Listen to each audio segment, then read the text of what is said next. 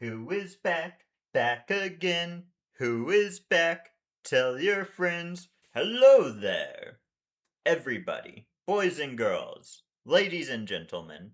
Welcome to Sci-Fi Academia. It's a YouTube channel. That's what the name of this YouTube channel is. We're finally back to reviewing one of my favorite TV shows of all time. That's right, I'm talking Doctor Who, hence Who is Back. Who is Back? We're doing Doctor Who again.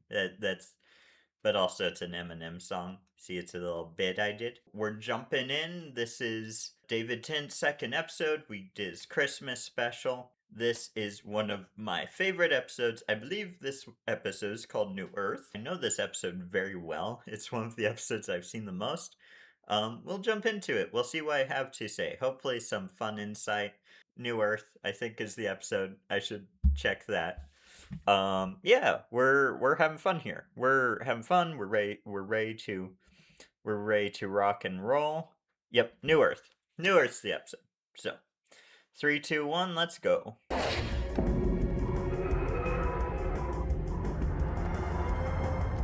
So this is very much a first episode of a season. We're like, oh look, David Tennant in the TARDIS. Rose is going with him. It looks like we can see on the driveway there where it used to say the word wolf, bad wolf. You can check out my review of that episode. Yeah, this feels very Star Wars Episode 1 to me. CGI doesn't exactly hold up. It almost looks like a free downloadable drag and drop like green screen effect that you can get off the internet. Oh, put one in this video, I guess. Whoa, that was a crazy thing. Yeah, but this is a very fun environment. I love the idea of a new Earth, and I like when they revisit this environment. I think they should bring it back. I think they should bring it back. Applegrass. Applegrass. Yeah. Applegrass is very fun. I have nothing to say about that besides, like, this is a fun direction for the show. This sort of more of, we're out there and we're having fun exploring. It's the doctor, he's young and attractive now, so it's like, young attractive doctor just traveling around with young attractive companion. Everything's great, everything's fun. I don't know, I just love the David Tennant era of this show. And while Rose isn't my favorite companion here, I do like sort of the space boyfriend. We're traveling around the world. Yeah, I think it's fun. I think it's cool. I think it's great. This is a bit of a controversial opinion, I think, probably. But I don't hate a romance with the doctor and the companion. I'm not a big fan of Rose because, like, I don't know. I'm not a big fan of their particular romance, but I think the idea of romance between the doctor and the companion can kind of work. It can kind of be fun and rad and all that. Yeah, so this spider creature in this whole episode is sort of a callback to the end. The end of the world, which I did a review on. You can check it out. But I really wish they would do more sort of callbacks, more sequel episodes like this. I think we sort of lost that in the Stephen Moffat era, where in this sort of era of the show, things actually feel really connected and it feels like one big universe. And then I think in the Moffat era, everything sort of became more separate. We get, like another version of like the Earth is destroyed sort of story, and that doesn't quite add up, though. Like if you squint really hard, you could make the pieces come together, which I like to do. But yeah, there's I can't think of in the Moffat era of this show there's never really an episode where it's like feels like a sequel episode to a previous episode, right? Everything just seems like, oh, now it's a new random adventure. And I miss the connection that we have here. I was really hoping we would get back with Russell T coming back, but unfortunately, Russell T coming back ended up being a train wreck. I did a video was that was just sort of talked about my disappointment of the new Russell T era. And that video is called Can We Fix Doctor Who? Majority of it is talking about sort of my disappointment in the Russell T era.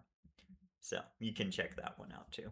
See, like I, I love this version of the Doctor where he's like, yeah, we can just have like a little picnic on my trench coat. I'll lay out my trench coat in the apple grass. We can just have a fantastic little picnic while we watch these um badly animated spaceships fly overhead. That, that's fun. Message on the psychic paper. Someone wants to see me. Yeah. Psychic paper message. Not a huge fan of this. I think actually um in season 1 it's also used. I believe at some point the Doctor gets a psychic paper message. And then of course Matt Smith also gets a message on his psychic paper later with Rory and Amy, um, in an episode where, like, I think the premise is there's a child that's, like, making things real. They end up in, like, a dollhouse and stuff. It's a big thing. But yeah, I prefer psychic paper to be just used as, like, this is how the Doctor gets in places. And then you could find other ways to make it sort of fun. There is, I want to say, what is it? I think like psychic pollen in the episode Amy's Choice, but in my head, that comes from the same trees that they use to make the psychic paper. I don't know if that's ever canon, but it's always been canon in my brain, my personal head canon. And I think that would be fun. Um, I think that would be something you could do with psychic paper that would be interesting. Is like, use it.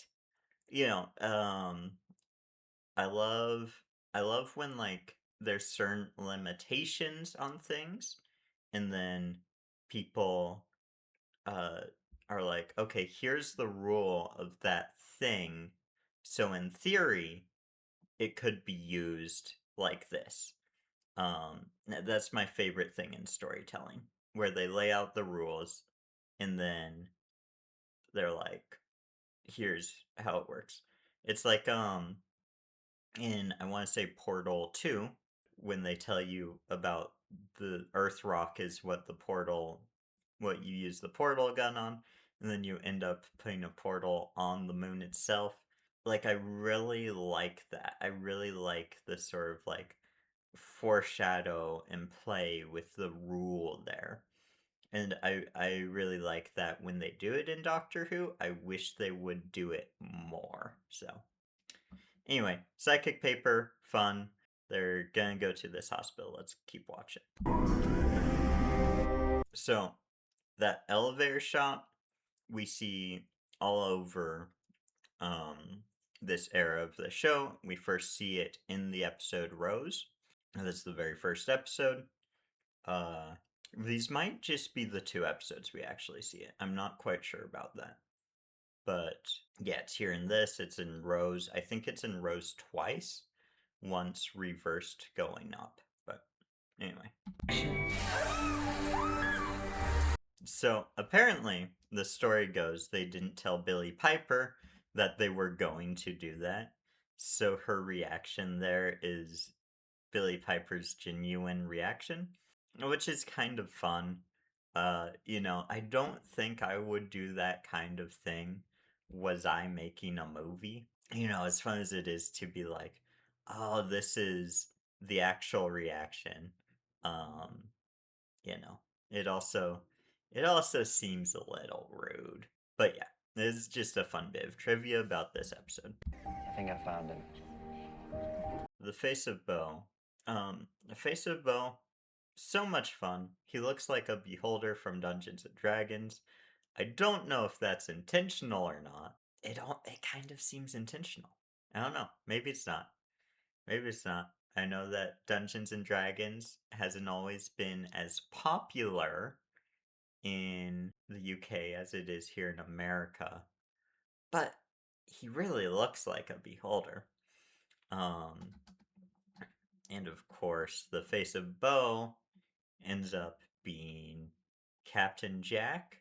I believe Russell has made it very clear that um that that nothing really happened to Jack. That's just what humans look like when they get to be very old, which makes no sense to me, but very few things that man says do make sense to me.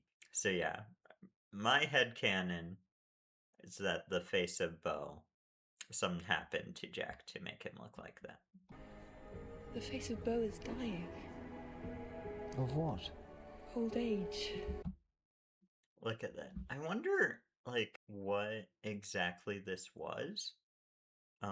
Like that they made the face of Bo out of.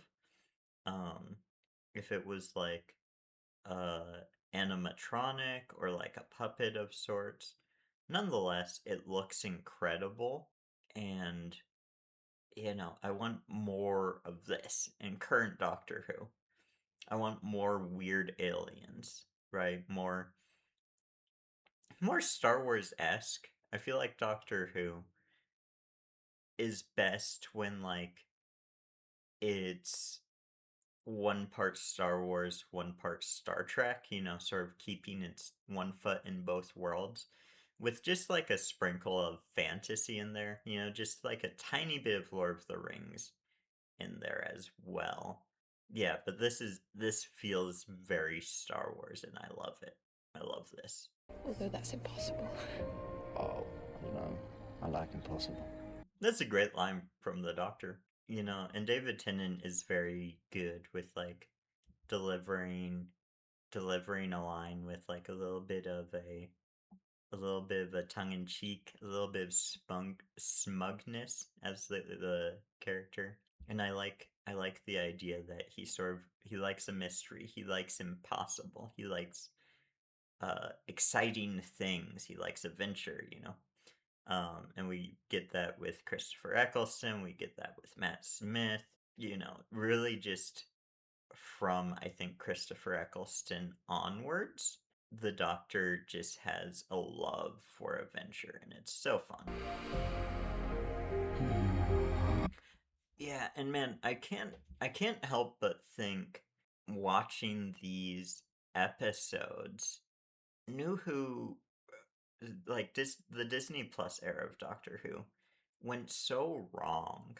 This is so beautiful, like just the sort of story here of like, the Doctor just like having the empathy for this big weird alien, and like the way he just places his hand on the tank and like, tries to offer a bit of comfort to this big weird alien. Uh is just so cool. I love it so much. Um yeah, let's keep going. And health. That's very kind. See, and this is again, it just paints a really good character of the Doctor that, he's willing to just get a drink of water for this cat nun. It's just it's very sweet, it's very nice. And David Tennant, I think, plays that plays that angle of the Doctor better than anyone else really has, and I like it. I can hear him singing sometimes. The rest of Bo-kind became extinct long ago. First off, Bo, him singing, again, it's just like so beautiful. Sort of the picture we're painted of who this, weird looking alien is. And like, he sings in people's head. Secondly, Bo-kind, what's that about? If he's actually just a human? Um, well, here's a theory. Captain Jack had a lot of kids. Like, that's not too big of a shock for that character. So, maybe he just made a bunch of Bo-kind. He created an entire species. I don't know. My guess when they had that line, the Bo-kind line, they didn't know that they were going to do the Captain Jack reveal. But it kind of makes sense if you know Captain Jack. That he will speak those words only to one like himself. This is all just like treated very beautifully. Like it's the show is treating itself like, like an epic. It's like this feels like Lord of the Rings or like, the Disney Narnia movie, which, I love a lot. Um, and it's it's like the music here, the way they have the cat nun sort of sharing this story in like a very sort of majestic way, and the doctor's curiosity. I mean, I'm really saying nothing here because the episode just speaks for itself if you watch it. What it, I guess, sort of comes down to me is like, just sort of trying to figure out where did they go wrong with Doctor Who? Because I think most people can agree that Disney plus Doctor Who was largely disappointing. There was fun ideas in there. I'm not one of those people who's like, it's all garbage and meh, or, you know, the gay agenda or anything like that. That's not really me. I think the problems are more story driven than they are political. So I'm looking for what is in this episode, right? This is one of my favorite episodes. What does this episode have that Disney Plus Doctor Who didn't? Um and I think it's just the sort of majesty of it. Um the way it paints itself as an epic. But we'll keep watching, see if I figure anything else out. The lonely god. Again, we're referring to the Doctor as the lonely god, and I love the epicness here, right? I think you'll find that we're the doctors here. I like that there's already this sort of conflict between them, and part of it might be because she knows that maybe the Doctor's a little bit on to that something sketchy is going on here. Anyway, it's fun. I love this. So let's keep going. And we will keep going, but in our next video, I'm trying to keep these videos short enough so that people will click on them and I can get them out in a timely manner. So we're going to cut off on this video and we'll pick back up in part 2. Thank you for watching. Bye bye. Oh wait, I forgot to say, watch more of my videos. They're right here. And then subscribe to the channel right there. Click on my face. Slap it. Click it. Click the face.